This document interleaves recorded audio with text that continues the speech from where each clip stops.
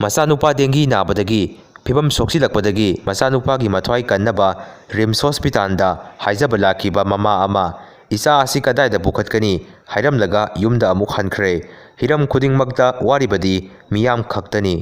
मैतै लूप तरुक PREPAK progressive PLA KCP UNLF के केवाइकेन प्रीप्राक अमदी मैतै लानमीगा सबमिनरिबा एलायंस का लाइमिनबा बॉर्डर की जगह अमदा कुकी रिफ्यूजी PDF अमा चंगजरखरे हाइरी हयेंदगी हॉस्पिटल की OPD हांगबा होरगनी UNLF MPA दे अटैक तौब लाकपा कुकी सिंगी असिबा मरीगा असोकप खरगा लंगथोकलमलगा चेनख्रे असोकपदुसु UNLF MPA ना बैता ओइबिदुना लानबिख्रे हाइरी सेंट्रल गवर्नमेंट ना NSN के दा थंबा अथिंगबा सही मंगा सांगदोख्रे मंत्री पुखी चेनबा डिजन ऑटो थौबा नुपा अमा गाड़ी मनुंगदा सिरगा लेरमले हाइरी रिम्स की पेशेंट सिबगी वाथोक कमिटी अनीना थिजिलगनी उरिपोक अपुनब लूप अमदी नुपी लूपना रिम्स की मथक्ता मिडियंग चंगलगनी मणिपुर BJP लेंगाक लाखिबदगी यंगथिनबगी मरु हुंदुना कांगखोंग सायहले क्रिस्टोफर तिलक कंबाइन फोर्स की टीम अमना करांगदा मरा लैजदबा मियोय अमा फाखिबा यारिंगदबा फोंगदोखरे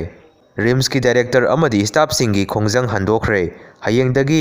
मथौदा हंजलगनी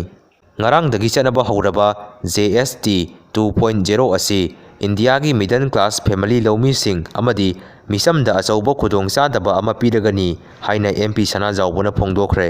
कुमजा 2040 का 7 दा इंडियाना मालेमदा ख्वाइदगी चाखोटपा लेबा अमा ओइनबा पांडम थमली